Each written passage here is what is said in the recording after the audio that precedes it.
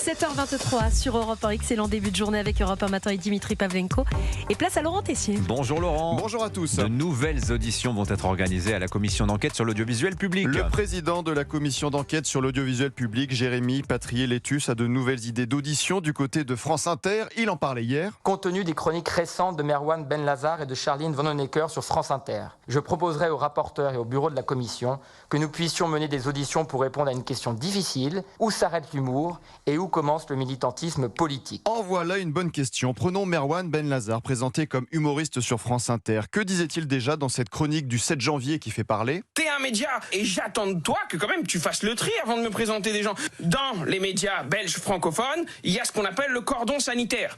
Pas de parole donnée à l'extrême droite. Un appel à la censure politique sous couvert d'humour grave et inacceptable. Ce sont les mots du président de la commission d'enquête parlementaire. Et hier soir, évidemment, l'émission Quotidien s'en est pris à lui. Donc il est flic? Oui, voilà. Vous n'êtes pas le président d'un tribunal de l'humour ou un tribunal de la censure. Vous êtes le président d'une commission d'enquête parlementaire qui, décidément, a de sacrés spécimens à sa tête. Ah, le camp du bien à la rescousse. Reprenons la question du président de la commission d'enquête. Où s'arrête l'humour et où commence le militantisme politique? Était-ce de l'humour quand Merwan Ben-Lazar parlait il y a quelques mois sur France Inter des forces de l'ordre? Avant, les flics, quand ils tuaient des jeunes, ils avaient des problèmes. Et aujourd'hui, les flics, quand ils tuent des jeunes, ils ont des cagnottes. Donc il faut adapter le scénario, il faut qu'il y ait une suite. Était-ce de l'humour quand il parlait de Jordan Bardella de cette façon à l'antenne? Jordan Bardella a un vrai métier, il est raciste professionnel. Où s'arrête l'humour et où commence le militantisme politique? Une bonne question aussi pour une autre humoriste de France Inter, Charline Vanhoenacker et sa chronique lundi. D'ailleurs, au fait, ça n'a jamais encore été fait, ça je crois, une version à colorier de Mein Kampf. Non, je crois pas, non. Si Netanyahou avait fait plus de coloriage quand il était petit,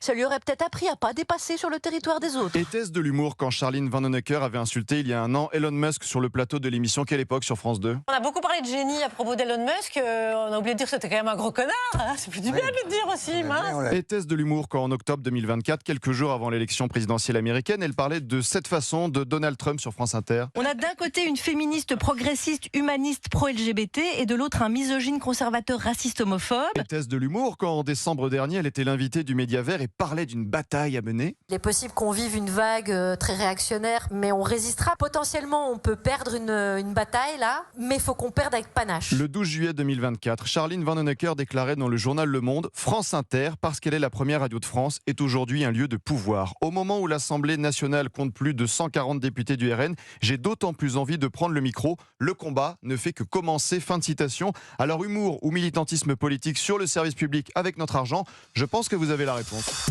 Merci beaucoup Laurent Tessier.